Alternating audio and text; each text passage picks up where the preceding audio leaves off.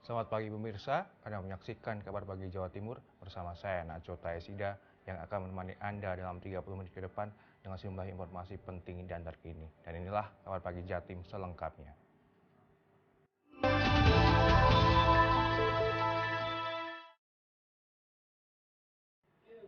Kasus kecelakaan truk tangki Pertamina yang terbakar di tol Surabaya Gempol Kamis pagi mendapat perhatian khusus dari pemerintah. Tim Dirjen Perhubungan Darat dari Jakarta langsung mendatangi lokasi kejadian.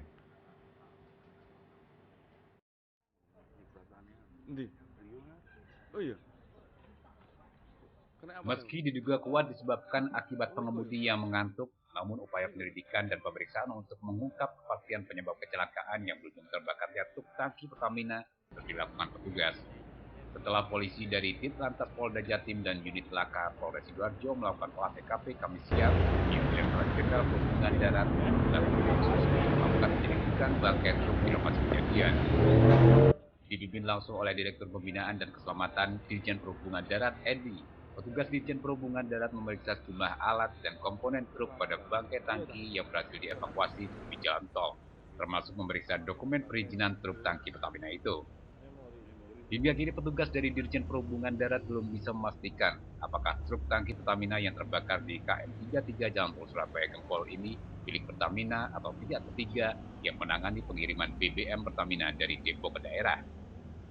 Sementara itu terkait pengemudi truk yang hingga kini melarikan diri, pihak Satlantas Polres Sidoarjo telah meminta bantuan kepada jajaran reskrim untuk melakukan pengejaran dan penangkapan terhadap pengemudi yang identitasnya sudah diketahui oleh polisi.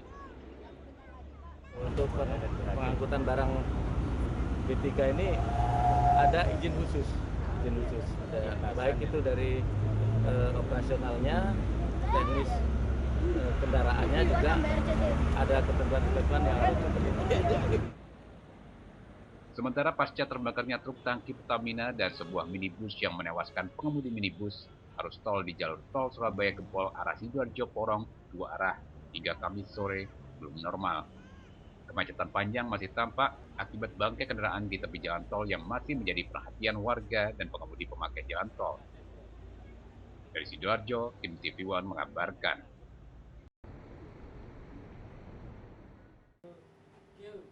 Kecelakaan truk dengan minibus di Sidoarjo menyisakan duka mendalam bagi keluarga korban tewas. Keluarga tak menyangka korban meninggal dengan cara yang mengenaskan.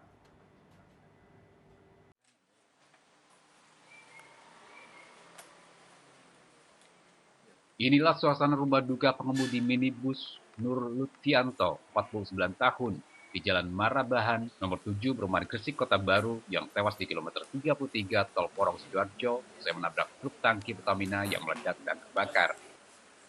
Sejumlah keluarga dan tetangga terlihat berdatangan ke rumah korban untuk berbelasungkawa. Bahkan sejumlah ibu-ibu dengan wajah sedih setelah melihat tayangan detik-detik kecelakaan yang menewaskan korban. Hartono, adik ipar korban, mengaku baru mengetahui jika keluarganya menjadi korban tewas dalam kecelakaan di Tol Porong melalui info di media massa dan memastikannya melalui nomor polisi kendaraan yang digunakan korban. Tadinya lewat grup WA, terus dari kakak ini memastikan ini. Dari teknik umum itu perusahaannya itu konfirmasi bahwa benar karyawannya yang bernama Nur Lutfianto itu sehari-hari juga sendirian ya. Seperti diberitakan, sebuah truk tangki Pertamina bermuatan BBM jenis Pertamax terguling dan meledak di jalan tol KM 32 Porong Sidoarjo. Akibatnya sebuah mobil minibus L1262WF yang dikendarai Nur Lutfianto yang berada persis di belakangnya ikut terbakar setelah terkena percikan api. Naas, pengemudi terjebak tidak bisa keluar hingga tewas di lokasi kejadian. Dari Gresik, Muhammad Habib, TV One mengabarkan.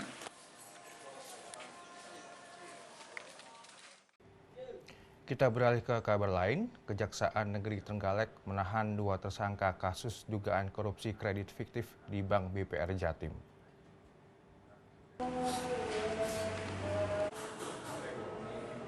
Setelah menjalani pemeriksaan selama 6 jam, 2 tersangka kasus dugaan korupsi kredit fiktif dan pengambilan dana nasabah di Bank Perkreditan Rakyat atau Bank UMKM Jatim, kantor cabang Trenggalek, Nur Muhammad dan Edi Sutrisno akhirnya ditahan Kejaksaan Negeri Trenggalek. Kedua tersangka langsung digiring dari ruang pemeriksaan menuju mobil tahanan. Selanjutnya, para tersangka dititipkan di rumah tahanan rutan kelas 2B Trenggalek. Dari pemeriksaan yang dilakukan tim penyidik Kejaksaan, tersangka Nur Muhammad yang menduduki jabatan Kepala Kantor Kas Karangan Trenggalek mengakui telah bersekongkol dengan tellernya, yakni tersangka Edi Sutrisno, untuk melakukan tindak pidana korupsi dengan mengajukan kredit fiktif dan pengambilan dana nasabah secara ilegal selama hampir 6 tahun. Mulai dari 2010 hingga 2016. Selama beraksi, tersangka telah menyalahgunakan 175 rekening nasabah, namun hingga kini Kejaksaan masih belum menemukan adanya keterlibatan pihak lain. Mengakui semua perbuatannya dan sampai saat ini pemeriksaan pun mereka kooperatif. Total kerugian berapa sih Pak? Kurang lebih 4 miliar 982 juta dan ada pengembalian 139 juta lebih untuk pengembaliannya.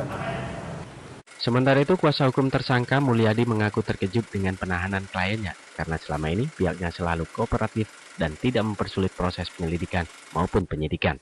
Rencananya, kuasa hukum tersangka akan melakukan koordinasi dengan keluarga untuk mengajukan upaya hukum berupa penangguhan penahanan.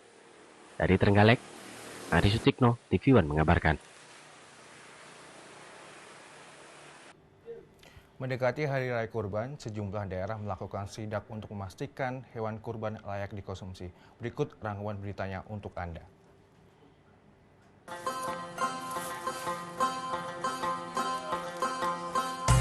Wali Kota Mojokerto Masud Yunus melakukan inspeksi mendadak ke lokasi penjualan hewan kurban.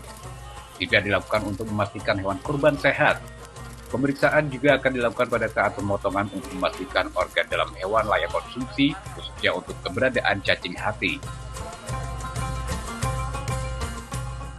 Dinas Peternakan Kabupaten Bojonegoro bersama tim kesehatan hewan mulai melakukan monitoring terhadap berbagai lokasi penjualan hewan kurban. Ditemukan banyak hewan yang tidak layak kurban. Hewan kambing yang tak layak kurban langsung diberi tanda agar tidak jual kepada masyarakat. Dinas Peternakan menghimbau kepada para pedagang agar hewan kambing di bawah 2 tahun supaya dipisahkan. Ditemukannya seekor sapi di Pacitan yang terkena penyakit antraks. Sejumlah titik penyedia hewan kurban di Jombang disidak. Dari seluruh tim yang diturunkan tidak ditemukan hewan kurban yang dicurigai mengidap penyakit berbahaya terutama antraks. Pihak Dinas Kesehatan Kota Probolinggo menggelar sidak hewan kurban. Satu persatu kambing diperiksa. Hasilnya, belasan kambing sakit mata dan ORF ditemukan. Disinyalir banyak pedagang nakal yang mencari keuntungan besar tanpa memperdulikan akibat yang ditimbulkan.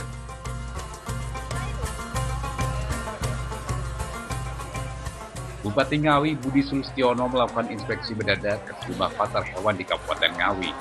Hal ini terkait masih banyaknya hewan kurban dari wilayah Jawa Tengah yang masuk ke Jawa Timur, khususnya Kabupaten Ngawi melalui jalur tikus. Sekaligus menyusul Pergub Jatim terkait larangan hewan dari Jawa Tengah masuk ke Jawa Timur yang hingga kini masih berlaku. Tim TV One mengabarkan.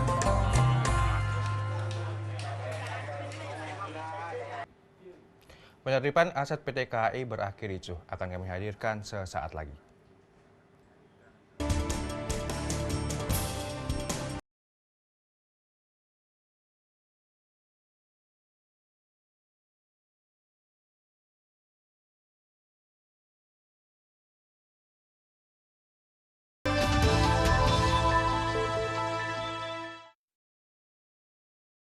Inilah ruang di mana kami menyajikan berbagai fenomena dan peristiwa aktual. Pengadilan Tindak Pidana Korupsi kembali menggelar sidang kasus suap Hakim PT UN Medan dengan terdakwa Jose Kaligis. Ruang kita TV One memang beda. Membahas beragam informasi dan peristiwa. Mengupas setiap kasus eksklusif dan mendalam. Pemerintahan Joko Widodo dan Yusuf Kala pada Selasa pagi menggelar sidang kabinet. Reportase langsung dari mancanegara. Siapapun di Prancis ini berharap agar semua bisa. Donald Trump melarang umat Islam masuk ke Amerika beberapa. Saksikan kabar petang. TV One memang beda. Inilah program kriminal yang layak Anda simak. Telusur, menelusuri kasus lebih dalam. Menyingkap tabir, menguak peristiwa dengan kamera tersembunyi. Buka mata, lihat sekitar Anda. TV One memang beda.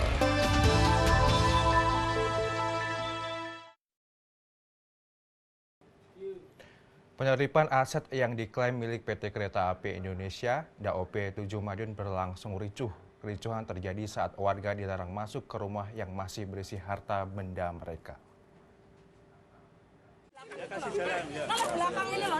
Yang di dalam keluar.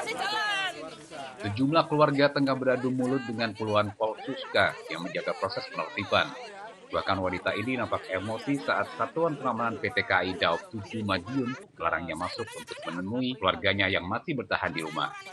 Penertiban aset rumah yang diklaim milik PT KAI di kawasan Jalan Giliton, Kota Madiun ini berlangsung ricuh. Warga yang emosi kemudian mengusir sejumlah truk yang disewa PT KAI untuk mengangkut barang-barang hasil penertiban agar meninggalkan lokasi. Terlebih menurut warga, lahan tersebut bukan milik PT KAI karena statusnya masih sengketa. Karena yang terjadi di sini bukan mekanisme hukum. Ya, jadi sudah saya lihat bahwa di sini dalam waktu yang tidak wajar, dalam pelaksanaan yang tidak wajar. Bisa kita ketahui dari sini, kekuatan lawan profesionalisme hukum menang mana? Sementara Supriyanto, Humas PT KAI Daop 7 Madiun mengklaim bahwa 3 buah rumah yang berada di Jalan Giliton berdasarkan sertifikat adalah milik PT KAI. Pihaknya terpaksa melakukan penertiban karena para penghuni tidak pernah melakukan hubungan sewa-menyewa aset hingga akhirnya dilakukan penertiban. Kami sudah melakukan langkah-langkah mulai dari negosiasi terus dan lain sebagainya sampai puncaknya kemarin kita juga sudah tim bertemu dengan penghuni tapi responnya juga tidak ada. Ya sudah hari ini kita lakukan penertiban. Meski proses penertiban diwarnai dengan aksi penolakan dan penghadangan oleh keluarga, namun banyaknya petugas keamanan membuat mereka tak bisa berbuat banyak. Rumah mereka berhasil dikosongkan paksa oleh petugas. Dari Madiun, Miftahul Ervan, TV One mengabarkan. Seorang kakek bacok tetangganya di Blitar. Kekerasan seksual anak terjadi di Pasuruan. Informasi ini kami rangkum dalam kilas kriminal berikut ini.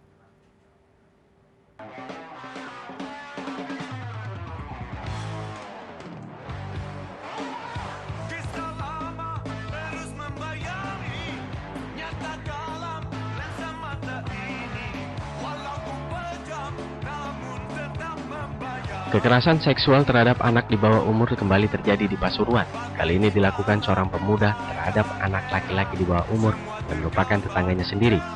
Modus pelaku bermain game di rumah korban dan memaksa korban untuk melayani aksi bejatnya. Korban mengalami trauma berat, polisi berhasil meringkus pelaku. Inilah 6 tersangka pencabulan gadis di bawah umur yang berhasil ditangkap Satreskrim Polres Blitar. Modus dari para tersangka adalah berkenalan dengan para korban melalui akun jejaring sosial. Usai berkenalan, tersangka mengajak bertemu, lalu memperkosa korban. Bahkan 3 di antara 6 tersangka tersebut mencabuli seorang gadis di bawah umur secara bergiliran.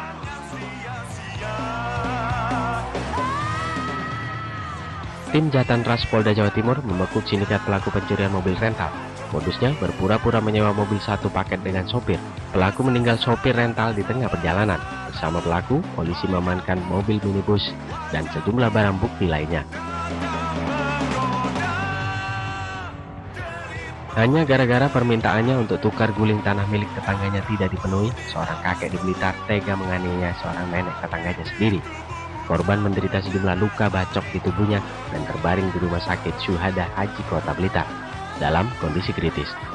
Pelaku langsung diamankan oleh Satreskrim Polres Blitar Kota dan dimasukkan ke sel tahanan. sebanyak 43 dus kosmetik tanpa izin edar, 50.000 butir pil koplo, dan sejumlah narkotika lainnya dimusnahkan di halaman kantor Kejaksaan Negeri Mojokerto. Barang bukti itu disita dari 20 perkara setelah melalui putusan pengadilan. Ekstasi serta sabu dimusnahkan dengan cara dibakar, sementara puluhan dus kosmetik ilegal dimusnahkan dengan digilas menggunakan alat berat. Tim Konservasi Wilayah 5 Balai Besar KSDA Jawa Timur berhasil mengamankan pengiriman penyu. Rencananya penyu dan dagingnya yang sudah dipotong-potong akan dikirimkan ke penadah di Denpasar, Bali. Diduga daging penyu tersebut akan dikirim ke sejumlah restoran yang menyajikan menu daging penyu. Dari Pasuruan, Surabaya, Blitar, Mojokerto, dan Banyuwangi, tim TV One mengabarkan.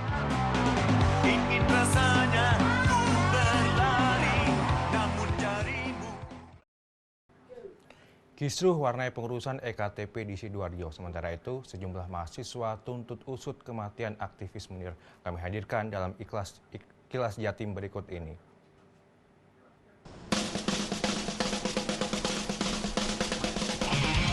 Kisruh pengurusan KTP elektronik terus berlanjut. Di Sidoarjo, warga harus datang ke kantor kecamatan mulai dari subuh. Bahkan memiliki KTP pemula harus bolos sekolah untuk mengurus kartu identitas tersebut. Namun keterbatasan nomor antrian, mereka harus menunggu hingga lebih dari 5 jam. Bahkan banyak warga yang harus kembali karena kehabisan nomor antrian. Aksi menuntut kematian pahlawan HAM Munir masih terus dilakukan oleh kalangan mahasiswa, salah satunya di Kota Batu. Mereka yang mengatasnamakan Aliansi Mahasiswa Malang menggelar aksi menuntut pemerintah segera mengungkap siapa pelaku pembunuhan Munir. Aksi ini sebagai simbol tuntutan terhadap pemerintah yang tidak tegas dalam menuntaskan kasus kematian Munir dan janji pemerintah untuk mengungkap kasus belum terbukti. Berbagai upaya untuk menjaga dan melestarikan lingkungan sekitar, pihak IPMOMI PLTU Paiton bersama Kodim 0820 melepas ribuan burung tekukur di Probolinggo. Hal ini dianggap penting karena kondisi hutan di area PLTU yang kering dan gersang agar kembali rindang serta subur dan keanekaragaman fauna. Mengingat area PLTU penghasil daya listrik terbesar di Pulau Jawa ini diwajibkan mempunyai lingkungan yang bersahabat selain nantinya bisa dijadikan kawasan wisata.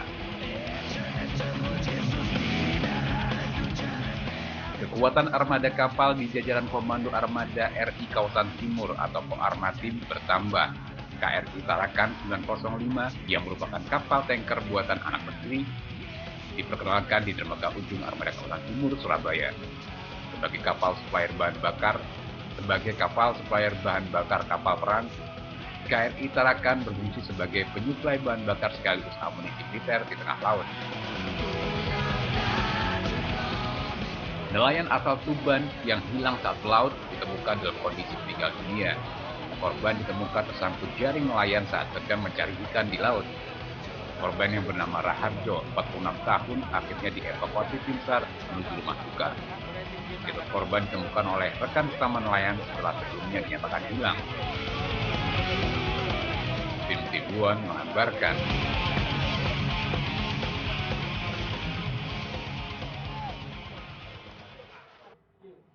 Ritual upacara galungan berlangsung khidmat akan kami hadirkan sesaat lagi.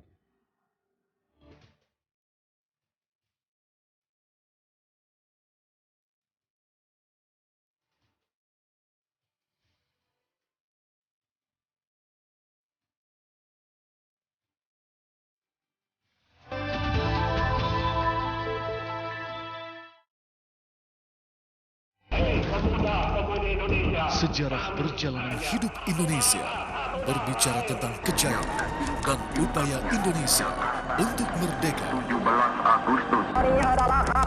Peristiwa bersejarah terdokumentasi untuk generasi Indonesia.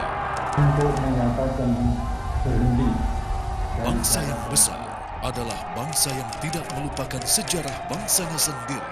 Indonesia mengingat di TV One. Inilah beragam cuplikan peristiwa. Dewan Energi menyambut baik rencana pemerintah untuk memungut dana ketahanan energi dan penjualan BBM. Semua terangkum dalam Kabar Malam. Reshuffle itu adalah hak prerogatif Presiden. Eksekusi Syekh Minir Al-Minir tersebut sebagai tindak kriminal besar. Saksikan kabar malam di TV One memang beda.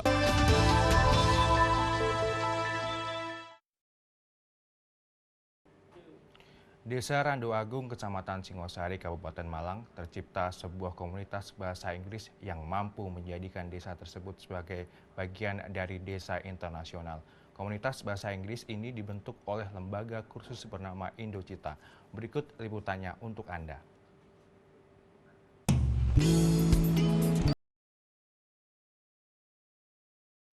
Kegiatan sosial Afin Nadir sangat menonjol di kalangan masyarakat. Dengan sejar atau trainer, Indocita memberikan beasiswa berprestasi bagi seluruh siswa-siswi mulai SD sampai SMA sederajat sekecamatan Singosari dan Lawang agar mereka mampu menguasai bahasa Inggris dengan cepat.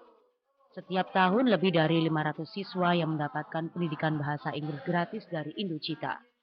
Selain itu, terdapat juga program BT, B-Trainer bagi para siswa lulusan SMA, SMK, MA sederajat gratis selama 9 bulan pembelajaran. Setelah mengikuti program BT, para peserta akan menjadi trainer bahasa Inggris profesional. Saat musim liburan, program Smart Holiday English Camp pun dilaksanakan dan peserta dari berbagai daerah datang untuk ngecamp di Indocita. Disinilah Indocita melibatkan beberapa rumah warga sebagai tempat tinggal para siswa. Suasana desa pun terasa, namun dengan komunikasi bahasa Inggris. Indocita Foundation yang lebih dikenal dengan Indocita ataupun IF adalah sebuah lembaga yang bergerak dalam bidang pendidikan dan pelatihan. Awalnya, Indocita mengumpulkan anak-anak bangsa yang putus sekolah maupun yang belum mampu menikmati pendidikan tinggi untuk diberikan pendidikan keterampilan khususnya bahasa Inggris.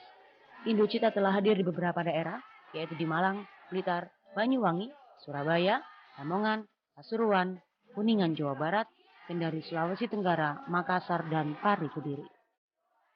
Bahasa Inggris itu pada prinsipnya bukan sesuatu yang sulit ternyata, tapi butuh pembiasaan diri. Dengan konsep kita asramakan mereka, kecepatan mereka untuk menguasai bahasa Inggris akan lebih mudah. Sistem pengajaran tidak hanya di dalam ruangan, namun juga aktif interaksi di luar ruangan belajar. Lembaga ini memberikan para pengajar tersebut banyak pengalaman untuk mengajar semua level seperti itu. Kemudian di sini juga kita bisa belajar bagaimana sih cara mengajar yang baik, terutama bahasa Inggris.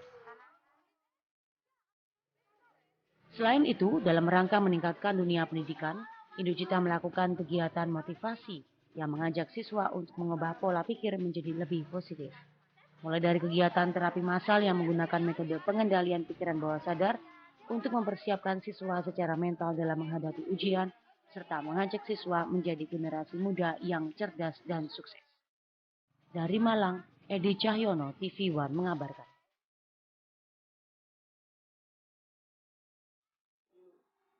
Puluhan umat Hindu di Kabupaten Tulungagung melakukan ritual galungan. Bertepat di Pura Jagat Tulung Urip, Dusun Tenggong, Kecamatan Boyolangu, ritual galungan berlangsung khidmat.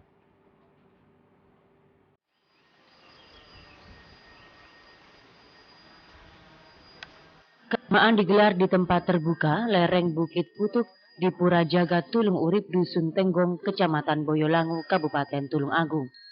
Puluhan umat Hindu di Kabupaten Tulung Agung menggelar ritual sembahyangan memperingati Hari Raya Galungan. Meski digelar di pelataran Pura Jagat Tulung Urip yang belum dibangun utuh ini, namun upacara sembahyangan yang diikuti puluhan umat Hindu dari berbagai penjuru daerah berlangsung khidmat. Prosesi ritual mulai menghaturkan sesaji, puja Trisatya, kramaning sembah. Setelah mensucikan diri, umat Hindu selanjutnya melakukan pujian, penyucian terhadap lingkungan sekitar tempat ibadah.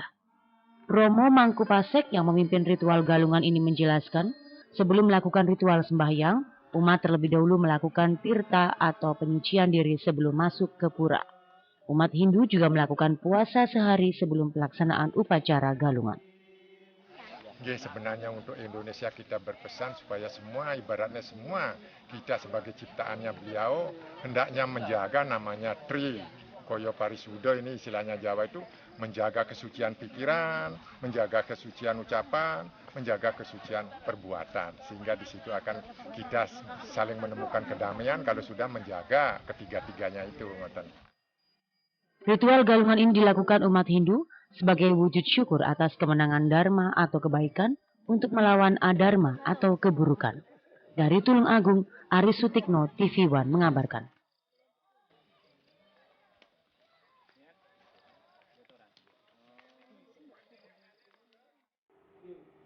Kabar tadi sekaligus menjadi penutup kabar pagi Jatim hari ini. Mewakili kerabat kerja yang bertugas, saya Nacho Taesida pamit undur diri. Terima kasih dan selamat berakhir pekan.